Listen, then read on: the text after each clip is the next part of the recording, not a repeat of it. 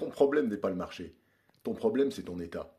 Combien de commerciaux disent les clients sont compliqués, le marché il est dur en ce moment, les prix sont trop élevés, les décisions sont trop longues? Peut-être, il y a peut-être du vrai dans tout ça. Mais il y a quand même une vérité. C'est que deux commerciaux peuvent vivre exactement la même situation et obtenir des résultats totalement différents. Alors pourquoi? Parce qu'ils n'entrent pas sur le terrain avec le même état d'esprit. La vente, c'est aussi un sport mental. C'est-à-dire que tu ne vois pas le marché tel qu'il est, tu vois le marché tel que tu es. Quand tu es découragé, tu vois des problèmes partout. Mais quand tu es confiant, tu vois des opportunités partout.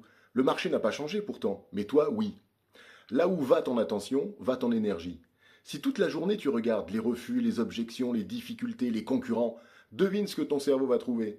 Encore plus de refus, encore plus de difficultés et encore plus de problèmes.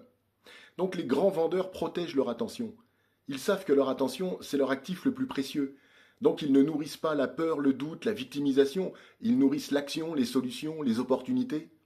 Et l'erreur qui détruit le plus de commerciaux, c'est de vivre dans l'attente. Avec des phrases comme quand j'aurai signé ce contrat, quand j'aurai atteint mon objectif, quand j'aurai une meilleure période, alors seulement je serai serein. C'est une grosse erreur. Parce que l'attente, ça crée de l'anxiété, de la frustration, de la peur, et ces émotions détruisent les performances, petit à petit. Donc le commercial dangereux, c'est pas celui qui est uniquement motivé, c'est celui qui est centré, présent, calme, concentré. Pendant que les autres paniquent sur les résultats, lui se focalise sur les actions. Donc il y a une règle simple. Chaque matin, demande-toi, sur quoi vais-je porter mon attention aujourd'hui? Sur ce que tu ne contrôles pas ou sur ce que tu peux réellement faire? Parce que ton état va influencer tes appels, ton énergie, ta posture, ta voix, ta capacité à convaincre. La plupart des commerciaux essaient de changer leurs résultats pour changer leur état. Mais les meilleurs changent leur état pour changer leurs résultats. C'est complètement différent. Et au fond, tu ne vendras jamais durablement au niveau de tes objectifs. Tu vendras toujours au niveau de ton état intérieur.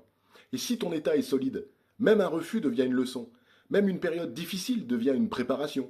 Et même un échec devient un avantage. Alors maîtrise ton état et le marché suivra. À très bientôt, bonne journée. Partage et abonne-toi. Au revoir.